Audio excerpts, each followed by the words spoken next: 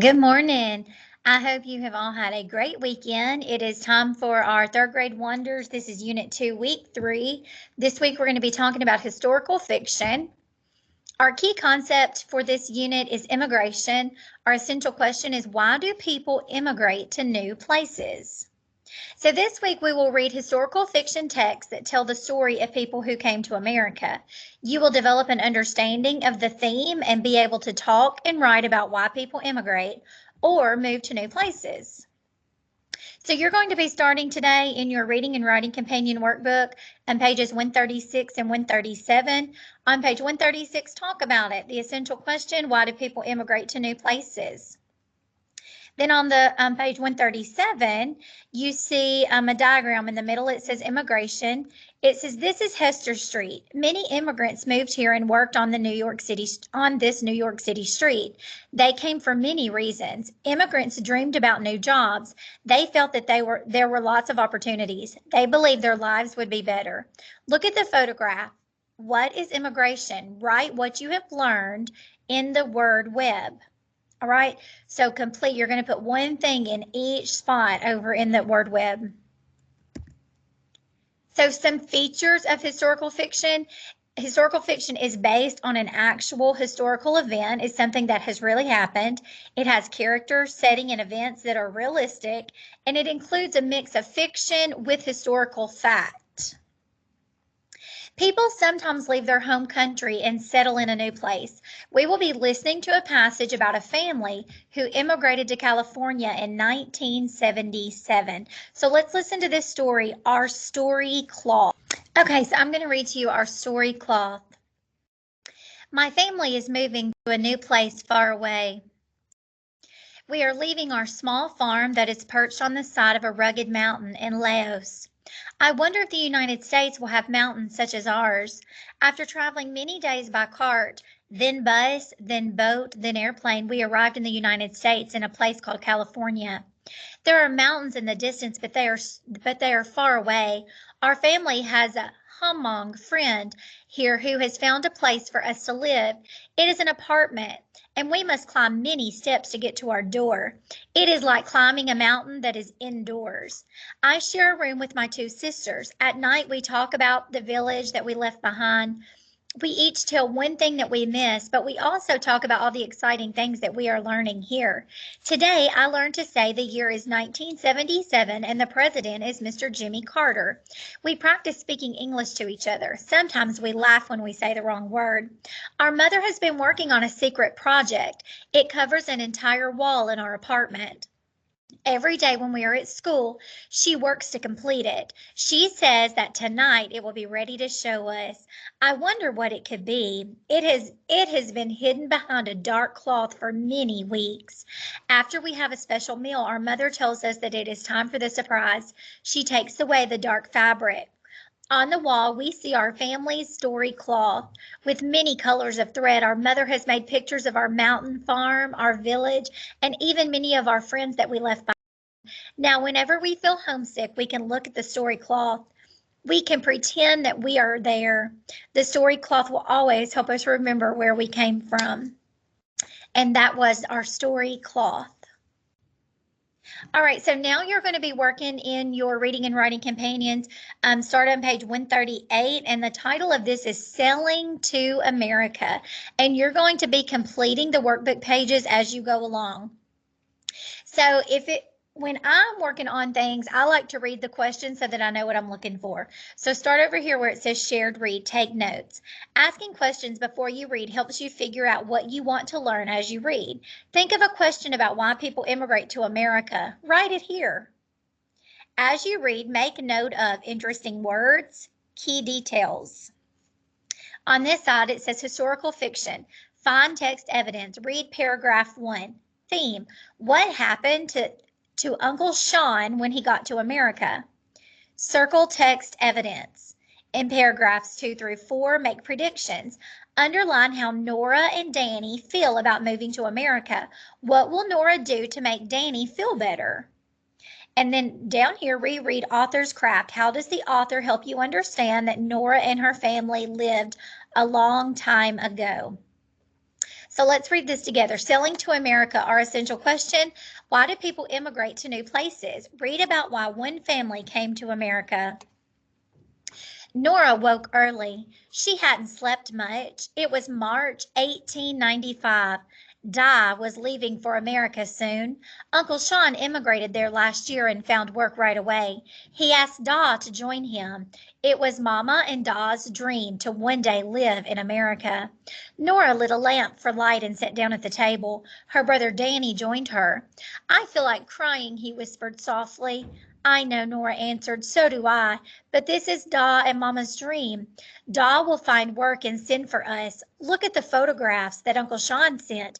Doesn't America look grand? Okay, let's start by reading. Shared read, find text evidence. Read paragraph 1, theme. Circle 2 reasons Danny doesn't want to go to America.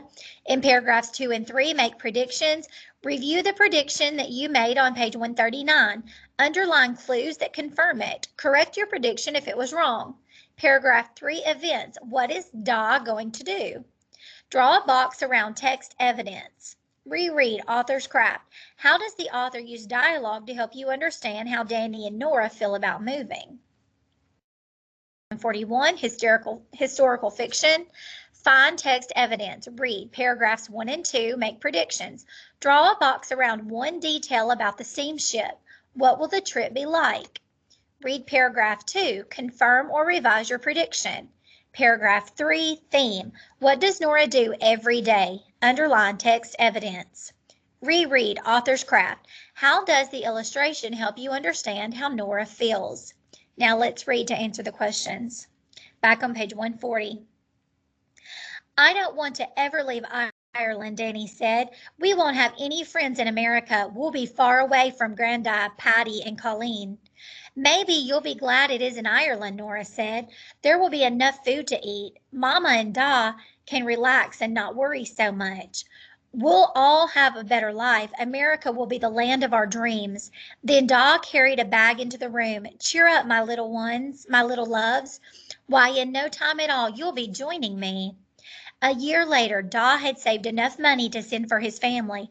Mama, Danny, and Nora packed what little they had. They got on a crowded steamship and began their voyage. The trip across the Atlantic Ocean was rough. The air inside the steamship smelled like a dirty sock. The ship tossed up and down for days. The waves were as big as mountains. Many passengers became seasick, but Nora and Danny felt fine. Every day, Nora daydreamed and reread Da's letters. She thought of the buildings and streetcars that he wrote about. In her dreams, she could picture Da on a crowded street. He had a big smile on his face. Okay.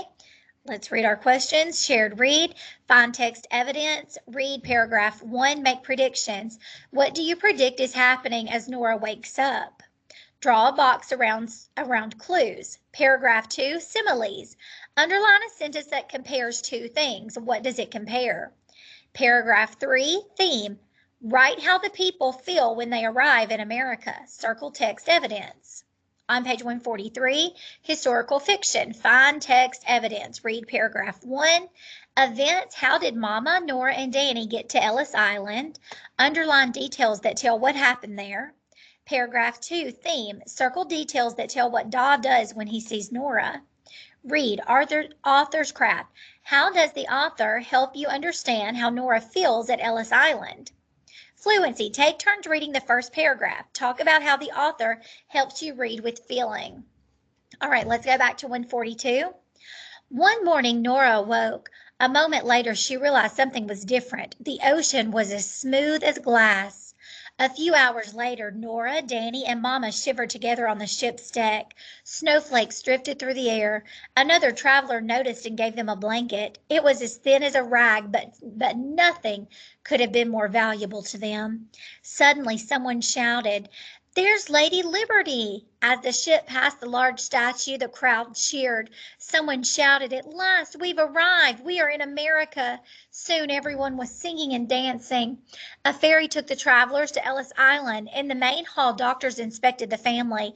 They looked for signs of illness. Mama had to answer many questions. Nora knew that people didn't get an opportunity or chance to take these tests twice.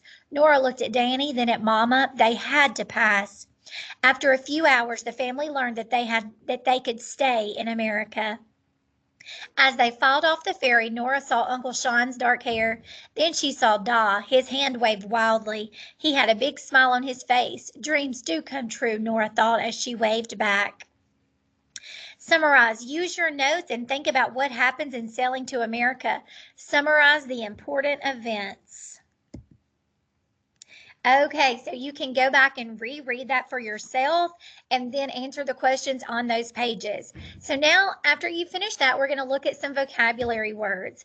The first one is arrived. If you arrived, you got to where you were going. The next one is immigrated. Immigrated means came to a new country to live. Inspected. Inspected means looked at something closely and carefully. Moment. A moment is a very short amount of time. Opportunity. An opportunity is a chance for good things. Photographs. Photographs are pictures taken with a camera. Valuable. Something that is valuable is worth lots of money or means a lot to someone. And whispered. Whispered means spoken in a very quiet voice. So then you're going to complete pages 144 and 145 in your workbook. This is about the vocabulary in the story. All right, guys, go back and read that story for yourself. Thank you for joining me today, and I will see you again soon. Bye.